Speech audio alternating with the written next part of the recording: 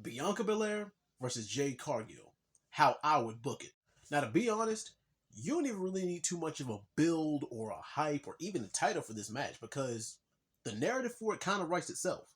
Two super strong athletic women with a similar background and similar attitude, style, and swagger clashing heads at the biggest stage of them all. Now, some WWE and some IWC faithfuls think that Jade Cargill is still a little bit raw. She needs work on her promos a little bit more, and they even think she needs a little bit more seasoning in the ring. But regardless of that, this is a top money match. You do not want to wait too late to pull the trigger on a match this big. But as far as the booking for this match, I would actually have this as a trilogy, a three-parter. I would start it on just a random episode of Raw with Bianca BelAir cutting a promo about how she's Miss WrestleMania, but yet she doesn't have an opponent at the biggest WrestleMania of them all. And then boom, Jade Cargill comes out there, stares her down, cuts a short, sweet, and to the point promo, and says, "You don't have an opponent, but neither do I. Let's make this happen."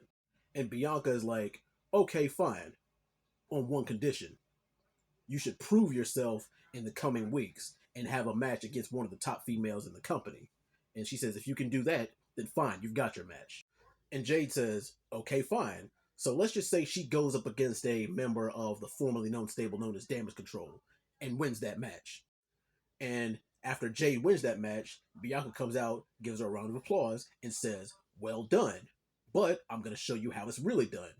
Bianca goes out there against another top women's competitor, let's just say someone like Raquel Rodriguez, puts on a stellar match and says, "Anything you can do, I can do better."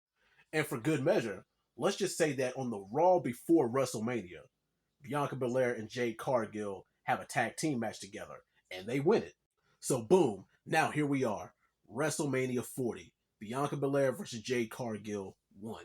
They go out there, have a star-studded match, one of the matches of the entire weekend, going back and forth, high-flying spots, power move spots, submissions, kicks, crashing through the tables, fighting on the outside of the ring. They pretty much steal the damn show.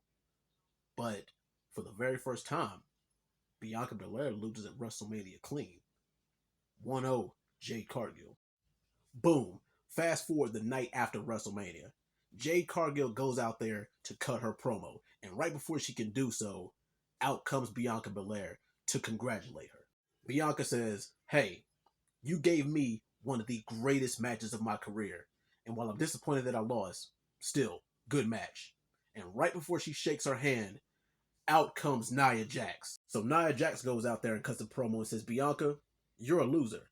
And Jade Cargill, your win over Bianca means nothing because I can beat you both." And then Bianca and Jade both say, "All right, prove it.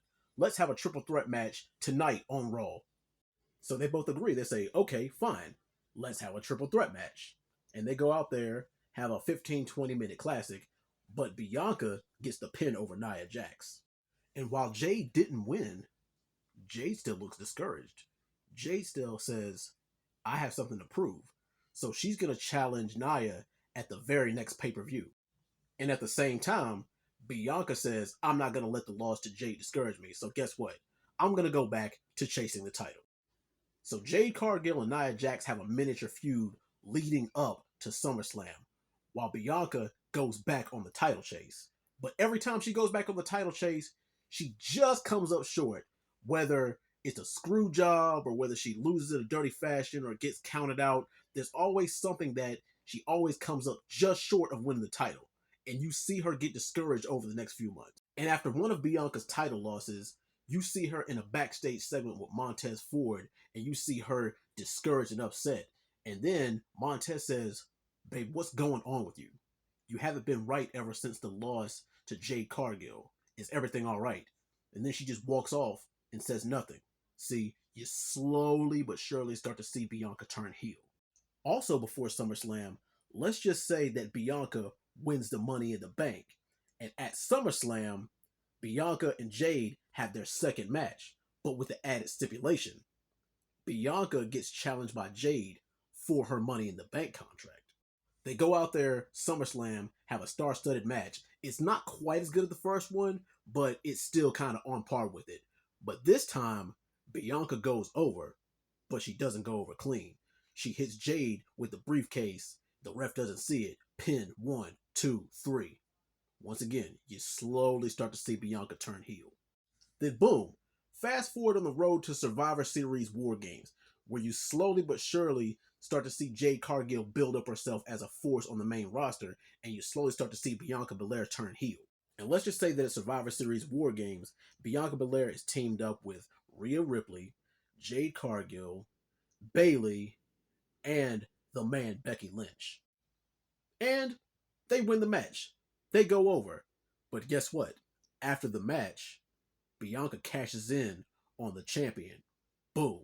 She wins the women's champion again. Now fast forward to Royal Rumble 2025. Bianca BelAir faces off against Nia Jax for the women's title at the Royal Rumble, while Jade Cargill enters the Royal Rumble at number 29. And guess what? Bianca retains against Nia Jax, and Jade Cargill is the 2025 Royal Rumble winner. So boom, there's your setup for the WrestleMania 25 match for the women's title. So in WrestleMania 41, you have face Jade Cargill going up against heel champion Bianca BelAir, and Bianca insists that her win over her last WrestleMania was a fluke. And guess what? She goes on a tear to prove it. She says, I'm going to go into Elimination Chamber, defend my title, and win. I'll see you at WrestleMania. Bianca BelAir retains the title at Elimination Chamber. And in the same fashion, Jade Cargill comes out there and gives her a round of applause and says, congratulations, I'll see you at WrestleMania. Boom. Fast forward 2 weeks before WrestleMania. They have the official contract signing. Bianca BelAir versus Jade Cargill for the women's title. And guess what? In typical heel fashion, after the contract sign, boom, Bianca attacks Jade and does the KOD through a table. And now, not only is it for the title, but now it's personal. WrestleMania 41, Night 1 main event, Jade Cargill versus Bianca BelAir, the rubber match for the women's title. And they go out there and have a 5-star classic match. It was better than the first and the second one. And guess what? This time, Jade goes over. So at the end of night 1 of WrestleMania 41, you see Jade Cargill holding the women's title high, and you see the fireworks. So guys, how'd I do?